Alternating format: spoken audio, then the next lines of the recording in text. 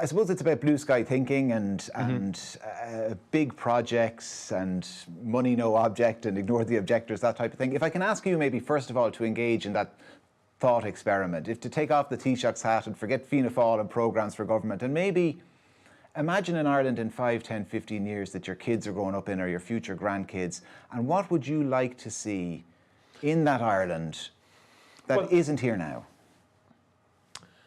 That isn't here now.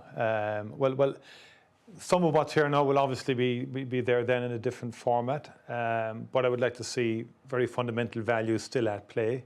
That sense of community being strong in 15 years' time. Can we strengthen it in between? Sense of social solidarity, leaving no one behind.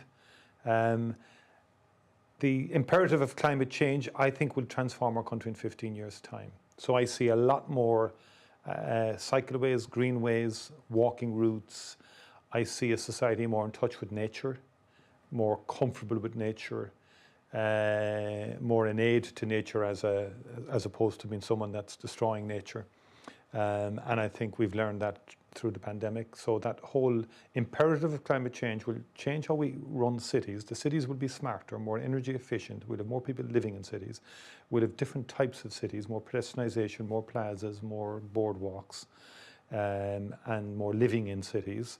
And it'll be people first in cities, not cars or buses, or that's my sense of it. Obviously, you have to get in there, but and I think the regional cities will be stronger, and we might have.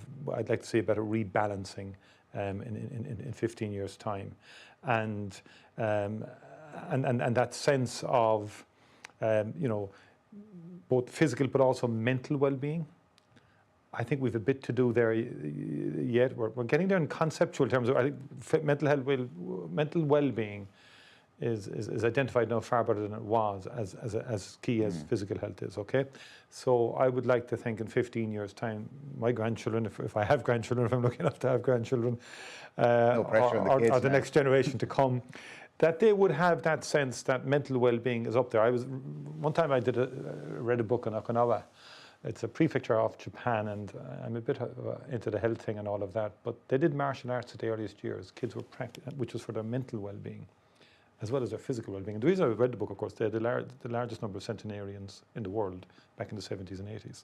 And 80% plant life they ate, and then they had that kind of focus on mental well-being and order very early on in their lives. Interesting. And so you have 95-year-olds there. A couple of decades ago, we're still gardening. So, and look, that's a real that's thing. A culture change. Which is a challenge that culture is the biggest shift there is. When I grew up, right, mental well-being was a stigma. Mental health was a stigma. Now it's less of a stigma now, but it's still there. So I'd like to think of 15 years' time is not a stigma at all, but rather there's an affirmative policy, proactive, saying mental well-being is as important as physical well-being. It's just not. It's as important as getting on the school team in 15 years' time, or being good at sport. We do celebrate sport well in Ireland.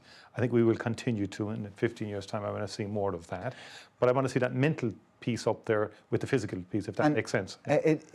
Does that parity exist yet in terms of government resources and how we fund mental versus physical well-being? It does with resources. Actually, I think it's the model more than we do need more resources, but it's the model of how we deliver mental health. I think is where we have to loosen up and change our dynamic and have a much greater multidisciplinary approach to mental well-being, but also more systemic in terms of when a child goes into preschool, when a child goes into early education, that it's part of our thinking, it's part of our program, as it increasingly is becoming in terms of self-esteem and self-awareness programs for children early on. Is that a job of teachers as you see it, or is it a job of multidisciplinary teams being in and out of schools? And multidisciplinary. My favorite position is that there should be multidisciplinary teams within schools, or shared with smaller schools. For example, in rural Ireland, that they would share.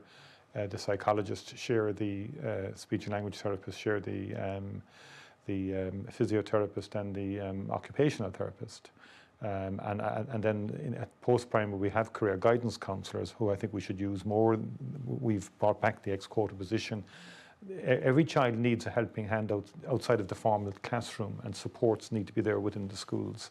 There's been some piloting of that, but it's my favourite model.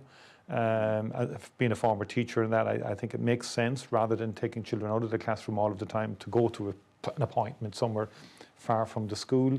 And that's my favourite model. There can be supportive models in terms of centres. I know progressing disability is part of the HSE's approach to this, but I think we need to marry the two with education.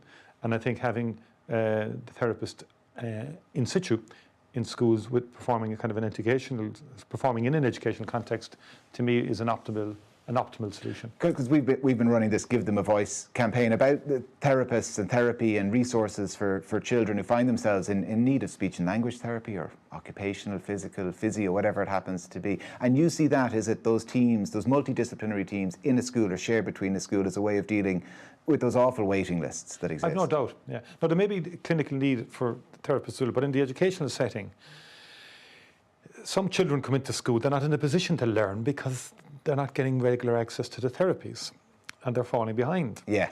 Or they're waiting to be assessed even. Or they're waiting to be assessed as well. But all children can benefit from this as well. I remember when I was at Education Minister, there was a school, Cork School, St. Columba's School in Douglas, which has the school for the deaf as well. All the children in that school do sign language, whether they have a hearing impairment or not. Yeah. The awareness amongst all the children is much better around the issues.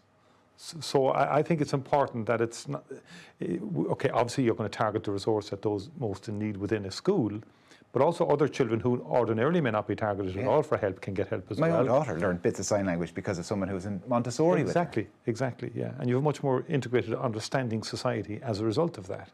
I'm very passionate about it, actually, and that's the way we had special schools in the past. But I think in mainstream education we need to have it as well. You mentioned a few other topics there as well around the reimagining of cities. Would it be a failure of local politics and imagination if our cities and towns were all to lurch back over the next few months to what existed before the pandemic? I know in Cork there's been great experimentation in Princes Street and other areas with pedestrianisation, and there's plans afoot there.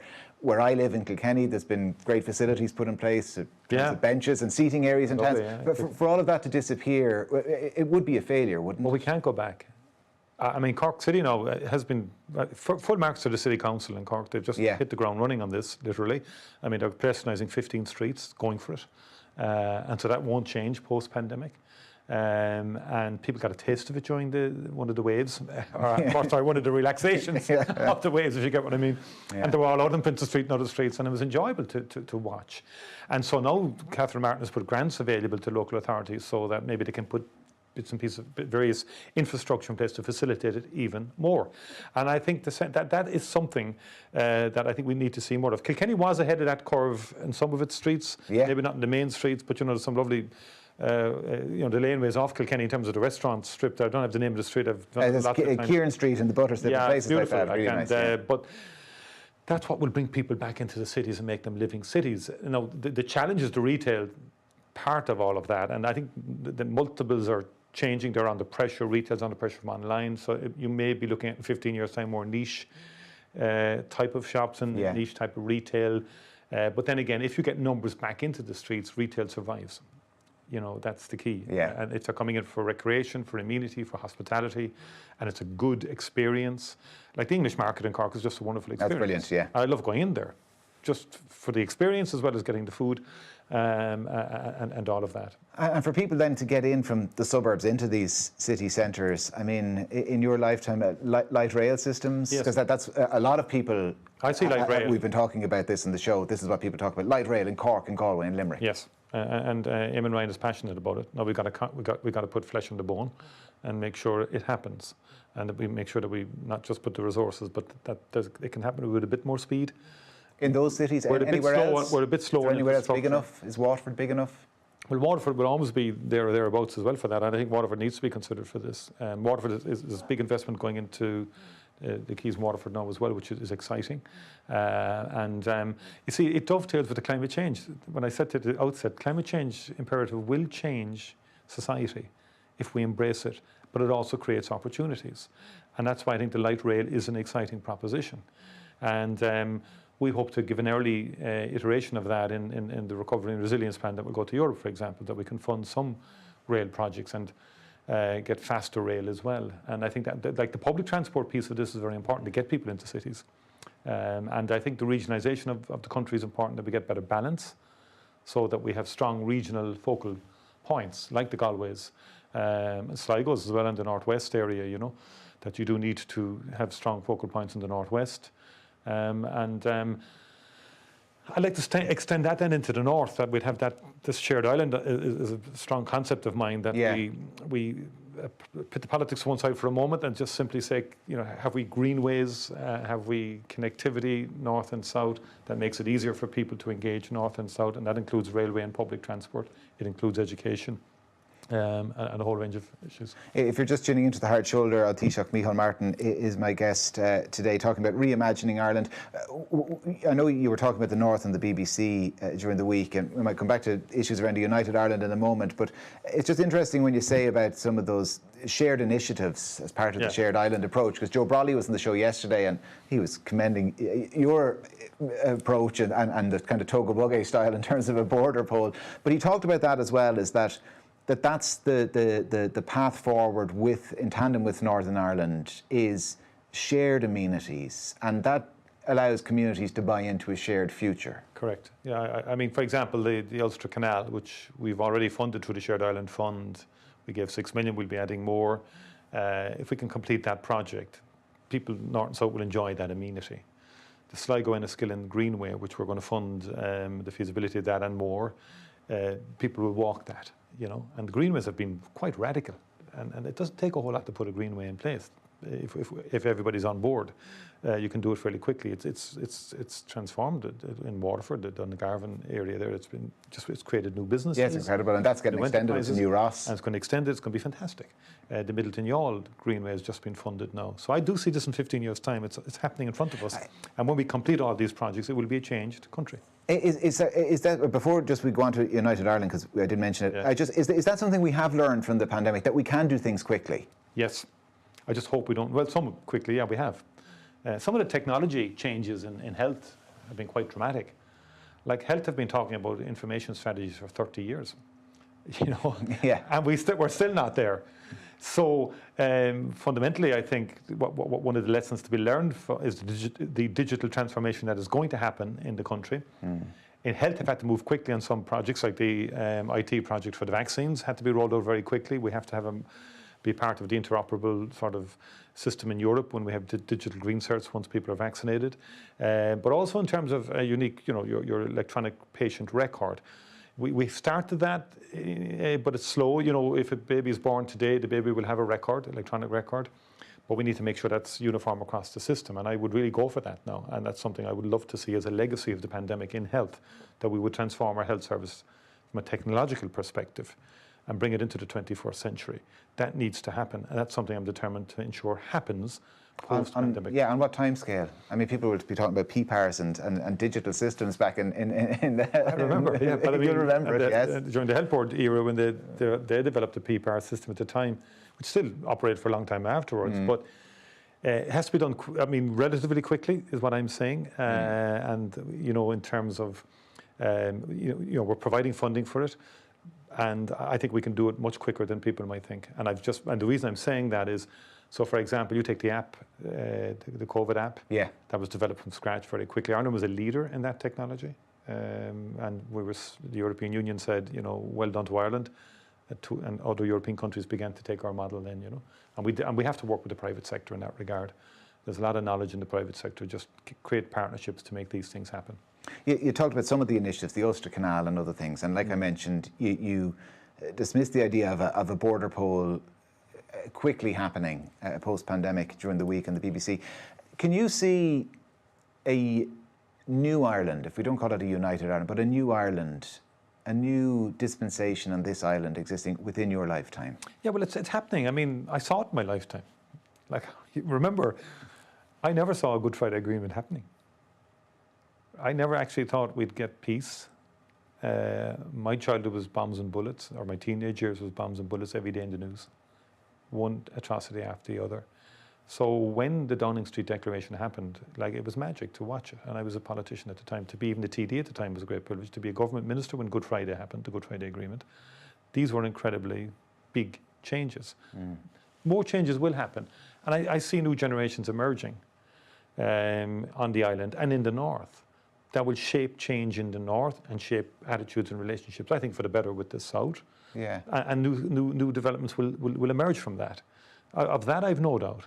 But how do you imagine them? I mean, Joe Brolly talked about an independent Northern Ireland, for example. I mean, is that what you imagine? Do you imagine a united Ireland? Do you imagine the Republic but bigger? How do you imagine it? We can. I mean, I have a sense. First of all, I was going to say.